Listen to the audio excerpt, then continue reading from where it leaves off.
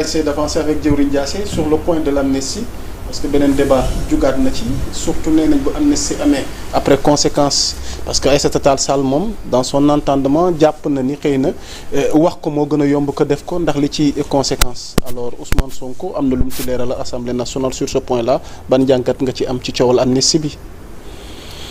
non Aïssata Tall Sall man je ne pense pas qu'elle est crédible pour mën a wax ci amnistie bi quoi. parce que Macky Sall ba muy def injustice sem bi tu vois ñoom ay témoins lañ ci te jéemuñu ko freiner. ay acteurs lañ ci quoi te jéemuñu ko freiner donc du moom mooy wax loo xam ne sénégalais yi dinañ ko gëm tu vois te rôle bi mu doon joué ak état bi ak jamonoy Macky Sall rôle bi mu doon joué Sénégal yëpp xam nañ ko quoi tu vois c'était pas Aïssata Tall Sall biñ xamoon quoi. tu vois c'est comme Ismaïla Madior Fall tu vois. te non Macky kañ kéemaan la mais nag comme li ñuy wax naan xam nga gor rek la quoi bu fekkee ni yow da nga gore nit na war laa defal yoo xamante ne yëfu ngoree di la yow da ngaa war a bañ ngir sàmm sa ngor quoi tu vois parce que manque de respect bi nga xamante ni les hommes politiques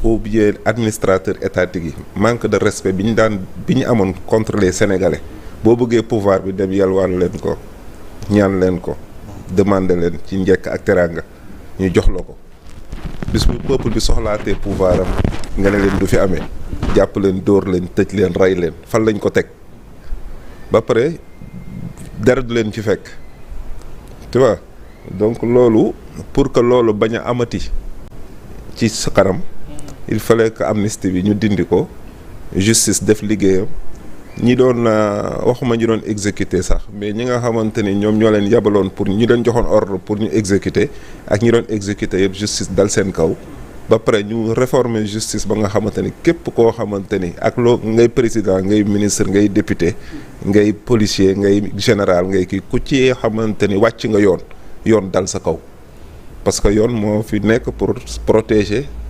citoyen lambda bi tu vois léegi nag dañoo war a dépasser phase boo xamante ni l'homme d'état day yaakaar ne am na autorité ci peuple bi ba def ko lu ko neex loolu dafa war a deñ quoi dafa war a deñ te justice bu amul loolu duñ ko mën a dindi dans le futur tu vois te population bi li taxoon ñoom ñu doon xaru joxe seen bakkan lenn rek moo tax pour l'état de droit taxaw l'état de droit tu vois parce que mënoo ñëw utiliser machine démocratie ba accéder au pouvoir ba pare xajamal machine boobu après peuple bi bu ñu la waxee nga jàpp leen dóor leen tëj leen rey leen loolu c'est extraordinaire donc loolu rek war na tax ñu dindi ko léegi nag conséquences yi muy jur conséquences yi parce que bu fekkee ni dëgg rek la ñuy àtte du am benn conséquence bu dee dëgg rek la ñuy àtte du am benn conséquence man ragaluma conséquences yooyu waaye conséquence kañ bi muy am mooy buñ deful justice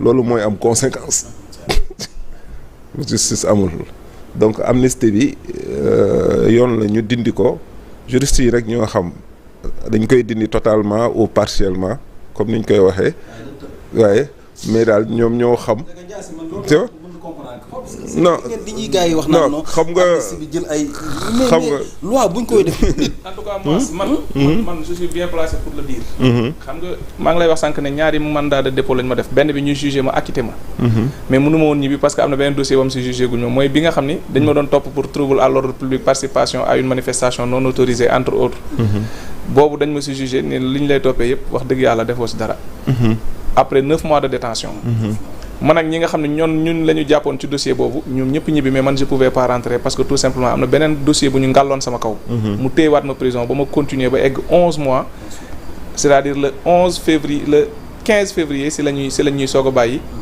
parce que jamono jooju mooy bi Macky Sall ne dafay repousser élection yi présidentielle yi ñun dañoo créer émeute biir Rebeuss waaye parce que duñu ko ñun loolu mënuñu ko accepter ñun kenn duñu noot parewuñu pour. parce que maître Moussa Diop ñu ko doon wax la fois passée mu ne ba Macky Sall renvoyé affaire Rebeuss. maître Moussa Diop était témoin foofu woon na ma tey sax jéem a classifié ba tàyyi ne sax nee na Rebeuss tàngoon na trop ci biir keroog quoi effectivement nee na foofu émeute dafa amoon carrément à l'intérieur parce que tout simplement loolu dafa mënatul a nekk dafa mënatul a nekk ñun mënoo ñoo noot mënuñu noot tout simplement parce que ñun nag duñu nit ñu ñàkk adab quoi ñàkk ñu yar duñu def du n'importe quoi duñu transgresser les règles mais nag am na loo xam ne si sunu droit kenn duñu ko non kenn du ko violer quoi kenn mënu ko violer voilà kenn mënu ko violer même étant en prison nga nekk mettre ñu au ñuuf avec des portes barricadées def ci ay lii non mënooñu tere le prisonnier a ses droits après par la suite avant même ñuy voter lii bi Aïssata Tall Sall moo génnaat ci télé wax ne y a 344 détenus yoo xam ne si libéré nañ leen instant boobu nag si lañ boobu voté guñu loi d'amnistie parce que loi d'amnistie bi ñu ngi ko voté le 6 mars si ma mémoire est bonne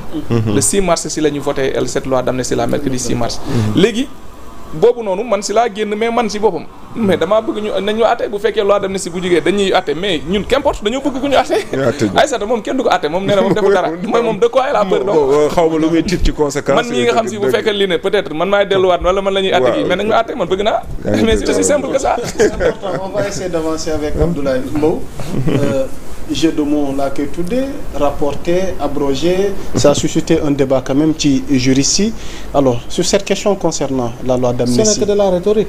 ok c'est le déplacement d'un champ sémantique à un autre champ sémantique. C'est aussi simple que ça. Voilà, il y a rien d'autre. Ay abrogation partielle, abrogation totale, tu sais ce qui intéresse les Sénégalais mooy ñi faatu ñan ñoo leen faat. Aussi simple. Gis nga loi d'amnistie bi cooli yëpp mooy bakkan yu rot sans coupable je dis bien loolu mooy problème bi. Ce n'est pas la première loi d'amnistie. Mais pourquoi cette loi d'amnistie là am autant de problèmes? Parce que il n'y a pas eu de vérité, il n'y a pas eu de justice pour que l'on puisse enfin parler de réconciliation. te justice moo jiitu lépp fii nag amul justice. Le ministre Sidiki Kaba en son temps il avait parlé de la création d'une commission bi mu defee déclaration chargé opposition bi chargé Pastef chargé opposition bi après mu ne on va créer une commission avec le pouvoir l'opposition et la société civile pour situer les responsabilités alors que lui-même avait parlé également en son temps de forces occultes. Il l'avait accusé. L'ancien ministre de la justice il parlait de lutteur. Maître Malick Sall. Asta Sall elle parlait de forces occultes. dem nañu ba Union européenne parlement de l'Union européenne chargé di wax ay force ak ay n'importe quoi. pour mu mën leen a may droit. pour mën a tirer sur la. Voilà on a évoqué ici borom altine yi xam nga borom altine yi. borom altine yi. dégg naa métaphore. borom altine yi moo fi doon bind. parce que dafa guddi xëy na maas dina wax turam. te dugg nañ altine. dafa guddi.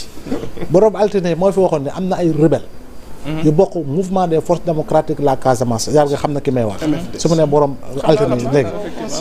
ñu doon jógee ba Casamance ñëw Dakar manifester déstabiliser. ma ne boobu kon amuñu gendarmerie amuñu police. comment des forces yu bokk mouvement MFDC jóge ci Macky bi génn foofu ñëw Dakar au vu aussi de tout le monde wala bokk sans kenn yëg ko ñu ñëw bokk ci manifestants yi tojaara rajaxe jëlaat oto dem ñibbi Casamance. ñoom ñu ne ñu ngi leen di filé depuis bu ñuy traversé Gambie bi di ñëw ñu ngi leen di filé jàppoo leen ba ñëw Dakar buy jënd xar nga koy jàpp. waaw te li nga koy filé ci yoon bi yëpp yaa ngi ko topp di ko topp rek bàyyi ko ba pare di insister nga fekk ko ci dara bu yoroon ay bombes explosives. voilà c'est problématique. yaa Moussa c'est problématique. wax nañu fi dem nañu fi ba wax ay forces yoo xam ne c'est di ko def link avec des organisations terroristes. Mbow je vous coupe pas de mais ce dont j'en suis sûr mooy gis nga ñi ngi wax wàññi dund bi. ñi ngi wax gën a yombal condition de vie yi gën ko ñogal. mais dund bi bu ñu ko wàññoon ba mu gratuit. am na ñoo xam ne bu ñu tiimee bool bi duñ ko lekk. parce que tout simplement justice n'est pas encore faite. Tant que justice ne sera pas faite am na ñoo xam ne si maanaam cette plaie béante là bi nekk ci seen xol yi du mës a wér. maanaam dafa am loo xam ni mënta ñàkk loolu il faut mu am. mëntu la ñàkk loolu c'est pas que da ngaa soxor wala da ngaa yore esprit revanchard. non pas du tout mais c'est tout simplement parce que dëkk mënul nekk sans mu am justice. voilà bu boobaa anarchie la bu boobaa la loi du plus fort lay nekk ku ëpp doole yaa mën te bu boobaa xanaa kon ñi fi nekk tey ëpp doole ndax ñoo yore nguur yore pouvoir xanaa kon lu ñu neex la ñuy def. mais amuñu sañ-sañ bi. duñu dellu ci amuñu sañ-sañ bi. voilà donc loolu. c'est important. Voilà c'est très important. C'est très important donc on te laisse continuer à avancer. donc il faut quand même que ñu mën a situer responsabilité yi. Exactement. Malheureusement on a fait jouer à des hauts gradés de la police ay officiers yu mag yu ñu respecté ñu xam ne ñun journalistes yi surtout parce que lu bari dañuy liggéey ak ñoom dans le cadre de la communication et tout ça mais ñu pousse leen ñu def conférence de presse le lendemain tout avait été déconstruit par la publication des véritables vidéos parce que sénégalais yoo nekkoon seen terrasse di filmer seen balcon di filmer il y a eu des témoins oculaires yoo xam ne dañoo teg bët gis et je pense que loolu baax na ñu mën ko leeral pour mën a situer les responsabilités ñaari takk der yi Didier Badji Fulbert Sambou kan moo leen faat mais xamuñu ko on ne peut pas être dans un